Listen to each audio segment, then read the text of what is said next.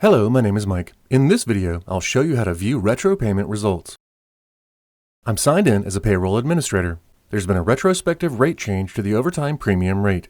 Since one of our employees has previously been paid overtime premium, we ran RetroPay to recalculate with the new rate change.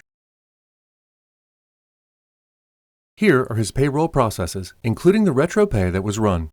The Result Details page displays his overtime premium earnings total amount and the payroll periods it applies to. Mason is on the weekly payroll. The rate change was made on April 4th, so the recalculation has gone over 3 payroll periods.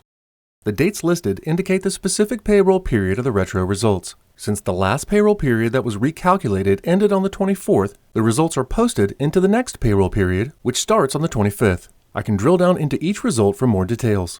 This is the date of the period that's been reprocessed. Below are the earnings from the original run, then the retro run.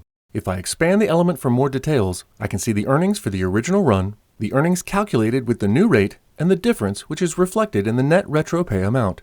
I can drill down into each of the elements for more details. Again, I can see the date of the period that's been reprocessed, and I can expand the element for more details, including the original earnings calculated, the earnings calculated in the retro run, and the difference. If the original run had no values, that indicates that an entry was added after the run, which is why it's now captured in the retro run. If the retro run has no values, but the original run does, that indicates that an entry has been deleted. From any of the results, I can open the calculation entries that were entered for this payroll period. These are the calculation entries for this payroll period.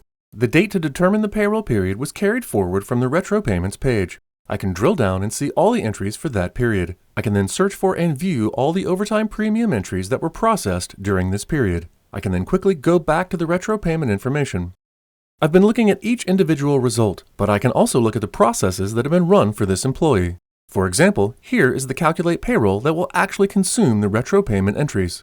This is the retro payment run and the retro run identifier. I can identify the original run for each period, the retro run that's been processed for that period, and then compare the results. For example, this is the original payroll run for the 24th, and this is the retro run for that period, with the retro run identifier that's done the comparison for that period.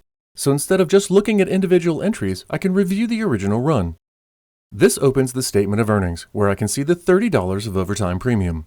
I can drill down even more and see the overtime premium and the results that were calculated. Then I can look at the retro run for this same pay period that the original run was compared against. This will open the statement of earnings where I can see the overtime premium amount. And again, I can drill down for even more details if needed. I can also look at and compare the run results for the original run and the retro run. Here are run results for the entire original payment run. I can search for and view the overtime premium results. Here's the main $30 from the original payment run. If I remove this filter, I can then see all of the overtime premium run results for the original run. I can then quickly display the run results calculated for the retro run. Now I can see the value that the retro run is calculated, and I can review and compare the run results for the original run and the retro run as needed. From here, I can also quickly view the element entry. This concludes the Viewing Retro Results tutorial. Thanks for watching.